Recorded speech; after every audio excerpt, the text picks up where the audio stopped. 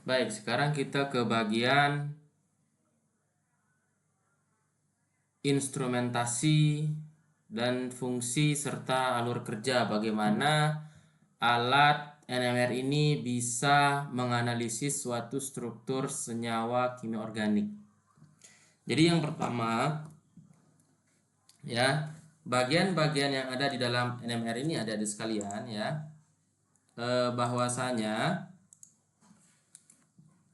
eh, dari gambar alat sebelumnya, di dalam tabung yang besar itu, ya, ada bagian-bagian magnet, ya, bagian-bagian magnet baik di casing besarnya tersebut, kemudian di dalam tempat sampel, ya, yang fungsinya tentunya adalah bagaimana menstabilkan medan magnet, terus bagaimana menganalisis medan magnet yang tercipta karena adanya inti suatu molekul, ya.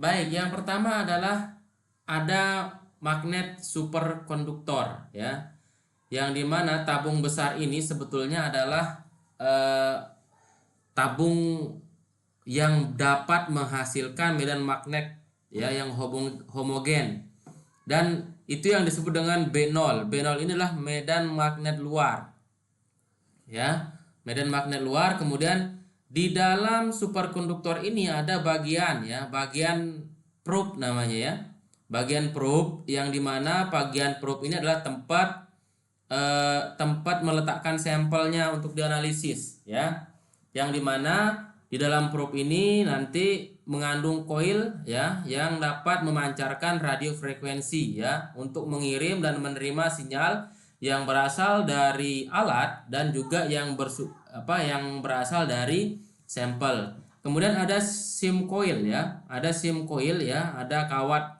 yang dililitkan yang fungsinya itu adalah menghomogenkan medan magnet agar resolusi menjadi optimal. Maksudnya kalau misalnya medan magnetnya ada yang noise, itu akan diperbaiki, ya, atau dia akan menghaluskan, menstabilkan sinyal, ya.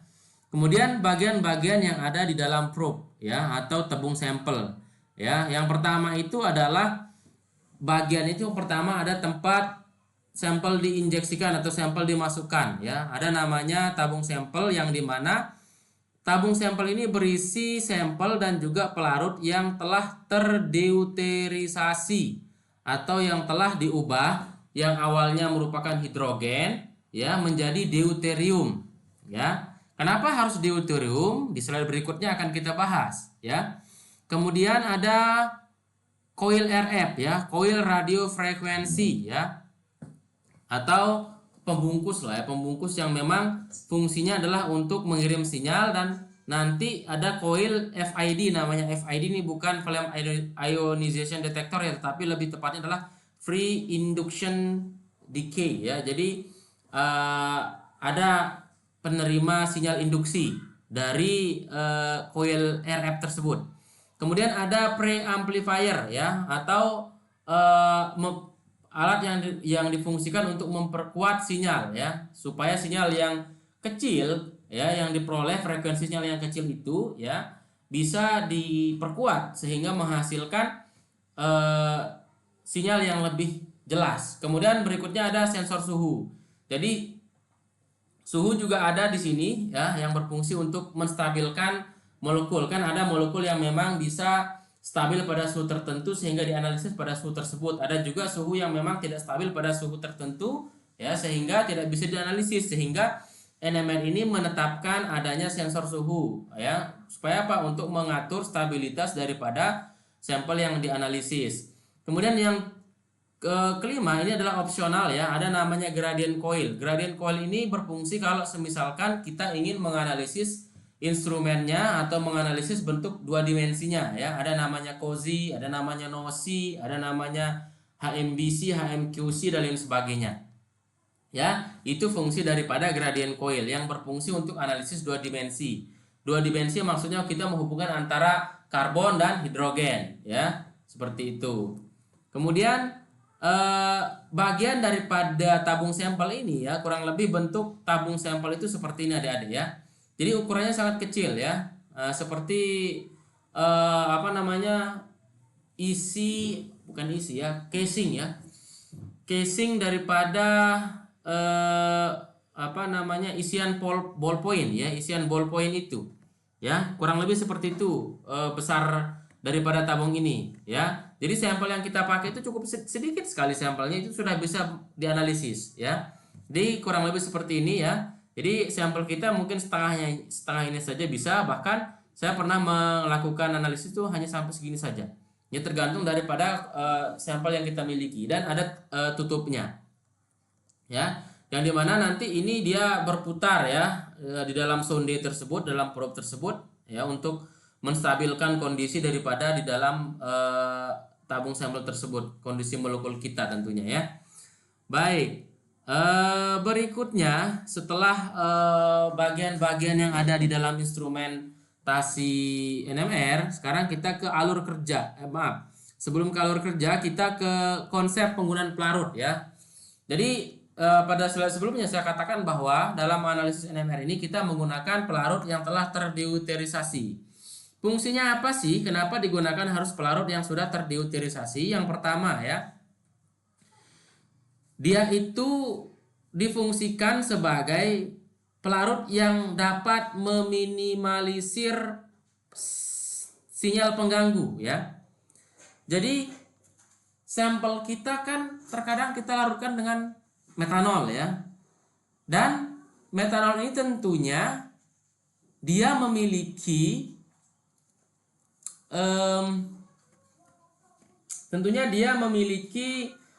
apa namanya, atom hidrogen ya. Jadi antara pelarut kita ya dengan antara sinyal pelarut dari sampel yang kita gunakan untuk kita analisis ya, pelarut sampel kita dengan atom hidrogen yang bersumber dari sampel kita sendiri, itu dia bisa dibedakan ya, mana sinyal pelarut dan mana sinyal sampel, sehingga apa? Sehingga bisa diminimalkan noise-nya ya, sehingga hasil pembacaan itu tidak tumpang tindih ya, karena sinyal daripada deuterium itu dapat di-lock oleh si NMR ya, yang dimana dia memberikan sinyal yang sangat stabil dalam medan magnet. Kemudian berikut adalah pelarut-pelarut yang umum digunakan dalam analisis NMR, yaitu ada namanya CdCl3. Ini adalah suatu kloroform. Kalau misalnya dia belum deuterisasi, berarti ini adalah CHCl3 ya. Ini CdCl3. Hidrogen ini dikonversi menjadi deuterium sehingga menjadi CdCl3 ya. Kemudian ini DMSO. DMSO-nya sama dengan DMSO yang biasa Adik pakai untuk melarutkan sampel ketika analisis mikroba ya. Jadi DMSO itu ya, D-nya di sini ada D6, berarti dia hidrogennya yang jumlahnya 6 itu terdeuterisasi menjadi deuterium ya. Itu untuk senyawa-senyawa yang sifatnya polar. Kalau yang CdCl3 itu senyawa yang non polar hingga yang semi polar. Kemudian aseton itu yang polar netral ya. Kemudian ada aseton ya, sekali lagi aseton berarti CD3 dua kali CO ya. Intinya semua hidrogennya itu diubah menjadi deuterium adik-adik. Benzena berarti kan, benzena itu kan C6H6, tapi kalau dia terdeuterisasi berarti C6D6 seperti itu. Dan prinsipnya adalah bahwa sinyal daripada deuterium itu dapat di-lock menjadi poin sinyal 0 ya. Kalau misalnya kita tidak menggunakan deuterium ya, maka peak ini akan tumpang tindih dengan peak sampel kita, karena dia bentuk peaknya dia akan melebar kalau misalnya dia ada hidrogen ya, bukan deuterium seperti itu ya. Ini D2O maksudnya H2O adik-adik ya. D2O kan, H ini D ini kan sudah berganti, yang awalnya hidrogen menjadi D2A ya. Jadi sekali lagi, instrumen NMR itu mengunci pada medan magnet pada frekuensi resonansi D2 atau hidrogen dengan massa 2 ya. Kemudian sinyal pelarut pada HNMR ya, dia akan muncul konsisten pada angka 7,26 ini untuk CDCl3. Kemudian yang untuk DMSO dia konsisten berada di angka 2,5 ini ya. Apapun sampelnya nanti ya tidak ada pengaruh begitu maksudnya ya, tidak ada pengaruh terhadap sampel kita karena kan interaksi hidrogen itu ya tentunya antara O dengan hidrogen, tetapi kalau adanya deuterium maka tidak akan terjadi interaksi ya, sehingga poin-poin pergeseran kimia dia akan tetap pada angka ini ya, begitu. Jadi kemudian bagaimana sih tips memilih pelarut yang tepat dalam proses analisis? Yang pertama itu ya, pertimbangkan apakah sampel kita akan larut atau tidak pada pelarut terdeuterisasi. Bagaimana mengkombinasikannya? Umumnya ya, pelarut yang terdeuterisasi dengan yang tidak terdeuterisasi tingkat polaritasnya sebanding ya. Misalnya kloroform itu akan sebanding dengan CdCl3. DMSO akan sebanding dengan DMSO D6. Aseton D6 akan sebanding dengan aseton ya. H2O akan sebanding dengan D2O dan seterusnya. Ya, seperti itu. Nah, ini adalah contoh perbandingkan kalau misalnya kita menggunakan pelarut ya tanpa terdeuterisasi dan yang terdeuterisasi. Kalau misalnya saya pakai pelarut metanol, maka peaknya akan melebar di sini. Dia akan tumpang tindih nanti dengan sampel yang kita punya. Kalau misalnya saya pakai deuterium, dia akan tinggi kurus ya. Dia akan sinyalnya rapat seperti itu dan letaknya tetap di area ini. Ya, seperti itu. Jadi itu fungsinya mengapa pelarut itu harus digunakan pelarut yang terdeuterisasi ya adik-adik sekalian. Ya. Jadi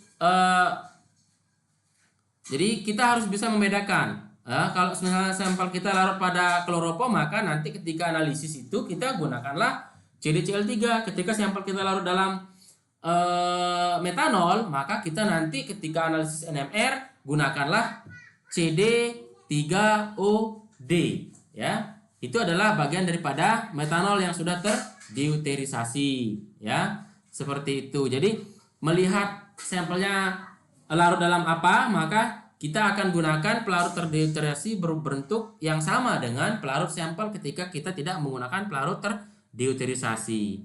Seperti itu ya. Saya harap adik-adik bisa paham kapan kita menggunakan pelarut dan jenis pelarut yang seperti apa yang kita gunakan dalam analisis NMR.